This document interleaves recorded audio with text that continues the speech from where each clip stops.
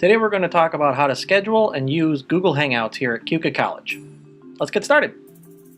Okay, so to start with, you'll want to be logged in to your Keuka College email, which you can easily do right at the keuka.edu website. You just have to click on the email link and you'll be logged in with your username and password. I'm already logged in, so I'll just go right into my email. And we're talking about scheduling and using Google Hangouts. Certainly it can be used as a social platform for people to video chat one-on-one or with groups spontaneously, but in this case we're going to talk about how you or an instructor may schedule a Hangout session, which is easily done from your calendar, which if you go over to your apps bar and click on calendar, it'll bring up a calendar that mine's completely cluttered with all sorts of calendars, but I'm going to start with a new meeting that's going to go from 11:30 to 12:30 today. I'm going to edit this event and call it a test Hangout tutorial. And those times and dates are fine. You don't have to enter a location in this case because you're using it simply to get this option right here, the video call link. It automatically, you may or may not have noticed this, but it automatically generates a video call link, and you can change the name to anything you want. Tutorial link, and people will get access to this link in your calendar invite. So in here you could put in some simple instructions. Just click the video link. Like I said, your instructor will probably be doing this for you in some cases, or if you're scheduling it yourself, you can put the instructions in here as well. Just click the video link. That should be self-sufficient, except that if you haven't done this before, a lot of people may not realize that you need to have a microphone and a camera on your computer, as well as speakers, and in best case scenario, you might want to have headphones as a backup. We're going to go with this as our default setting. All right, you can easily add guests by typing in their name. I'm going to type in my personal email here to invite somebody else. These are the folks that will receive the link in your calendar invite. If you've done an invite this way for calendar meetings for face-to-face, it's the same setup. The only thing different is you're going to be referencing this Google video link here. All right, so I'm going to say save.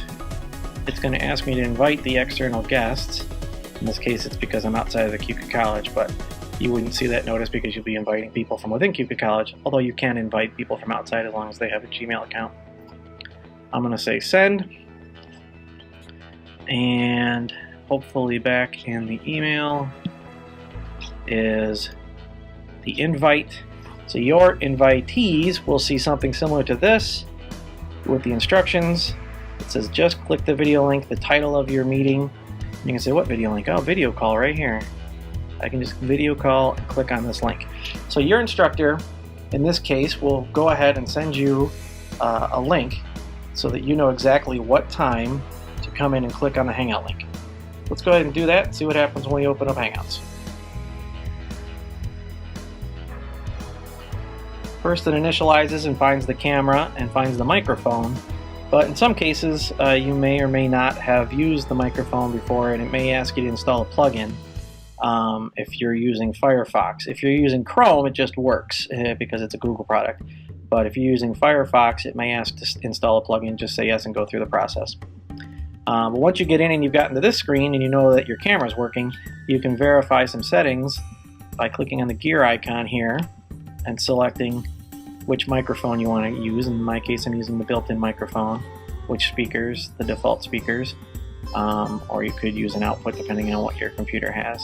You can even play a test sound to make sure that your speakers are working, and save all of your settings so that now you're ready to go. This is the intro screen to Hangouts. You aren't actually in there yet. It says you are the first one here. When you're ready to join, click the link. So here you can see join the Hangout. And now I'm in the Hangout session. I'm actually the first one here, and we've got a link here that says anyone with the link can request access to this Hangout. We haven't given the link to anybody, but we could if we come over here and hover and share it. We can also invite more people to this Hangout by simply clicking on this link.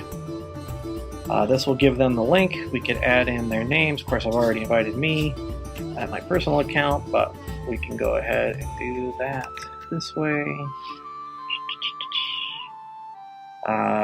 It's outside of Keuka College. Are you sure you want to do this? Yes, I'll do that. And invite. Okay, so the other person in this case has been invited. It's still waiting for more people to join, and we're going to leave it like this for this tutorial. Keep it clean and simple. On the left-hand side, if for some reason these menu bars here aren't visible or these menu bars here aren't visible, you would simply move your mouse on the screen and they would appear. First thing on the list is chat. This opens up a chat window, a group chat window, and it alerts people on the other end that you're typing in a chat. This is particularly useful when trying to diagnose any audio or visual problems with people who you know are connected. And you'll know they're connected because down here you'll see other thumbnails of other connected people coming in. So we could type in here, and of course you've got to press enter in order for the message to go. So let's say you there, and then you'll see that it pops up into the chat window. Everybody who's on the chat can see that. You can, yes, but I can't hear. And then you can start telling them, well, click on the gear icon or click on your settings icon, or how to invite more people. But it's very helpful for diagnosing problems or for simply talking. Now, keep in mind that whatever you put here, everybody sees. It's a group chat. So this is not a singular chat session where you can't just type whatever you want in there. People will be able to see it. You can close that by hitting the X on the chat window. And we're going to show you the next handy tool. It's going to be used is screen share. If you hover over it, it shows you what it does. It's a screen share. We're going to use this, but before I go any further, I just want to point out some of these other options you could experiment on your own with. Personally, on social platforms, it looks like a camera. It's for taking a picture of the screen. There's a draw option. You can draw right on the screen. It's kind of an elementary type of product. It's for playing around.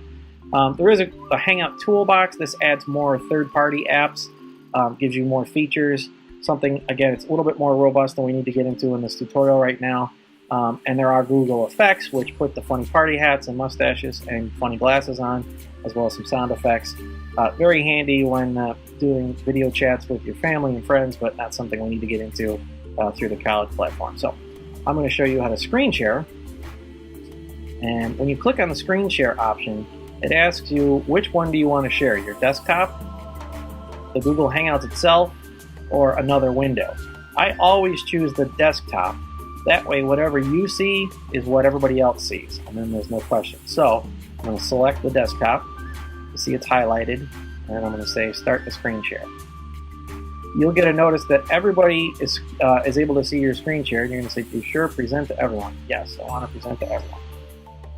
So now everybody on the other end is seeing the vortex of my screen. I'll have to do that. You'll see the thumbnail down here is showing what they see, which is basically my screen. So the point of this is to be able to share whatever is on your screen. So I'm going to say we've already done a presentation in Google Slides. This is another Google product that you should be familiar with. I've already put this together, and I want to present it to my video chat Hangout partners. And we're going to talk about how we're going to present, either face-to-face or, depending on the setting, you could present this live through Google Hangouts. There is a present button over here, which brings up the full screen window. And now this is exactly what everybody sees on their computer. And then as you progress through the slides, they see the transitions of your PowerPoint, in this case your Google slide presentation. As you're moving through it, it's all in real time. Whatever is on your screen is also on their screen inside of the window of the video chat that they have on their end. This is an example of a PowerPoint that I put together for one of my classes. You can see this has motion in it.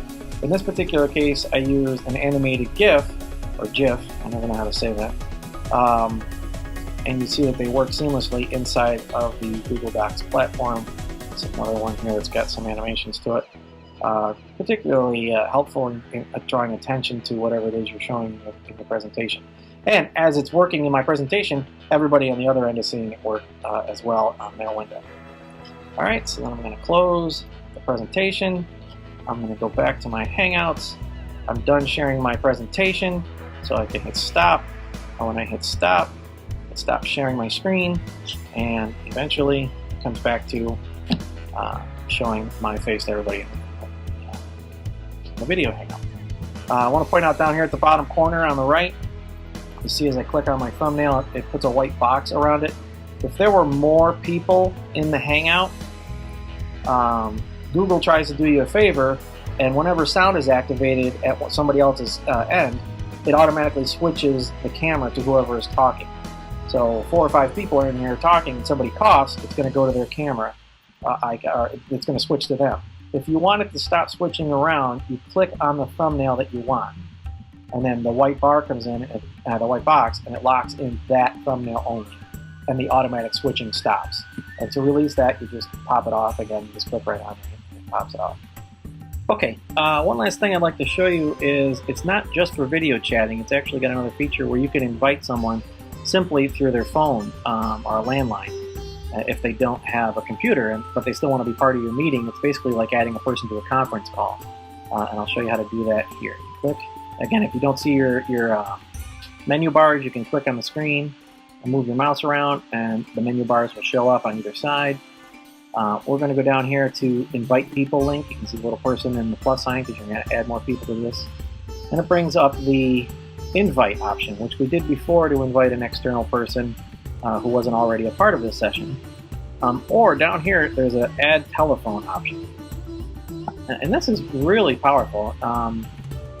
You can see it's got a drop down for the country code.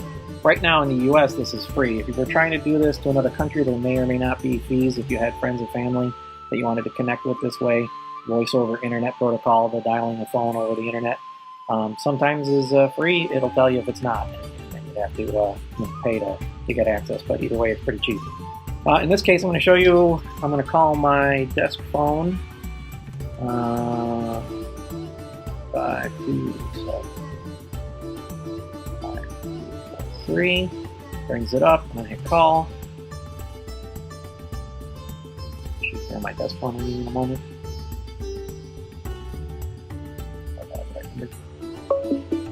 Alright, so you can hear my desk phone ringing. I guess I can try this out.